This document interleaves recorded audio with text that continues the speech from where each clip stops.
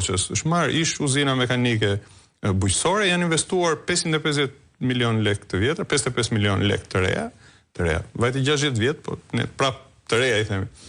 Janë investuar Flasim me euro, aty s'ngatrohemi. Janë investuar 55 milion gati 600.000 euro. Po, gati 600.000 euro, le të themi, që në vitin 2014, që për një periudhë 10 vjeçare në çdo vit ky inkubator, jashtë quajtur inkubator i biznesit, të kishte mundësi që të ofronte suport për startupe, për të ndihmuar të rinj etj. Në mënyrë që në çdo vit të dilin të paktën 25 biznese dhe do të ishte një investim që do t'ia vlente që 55 milion lek të shpërndarë në 10 vjet, le të themi. Nëse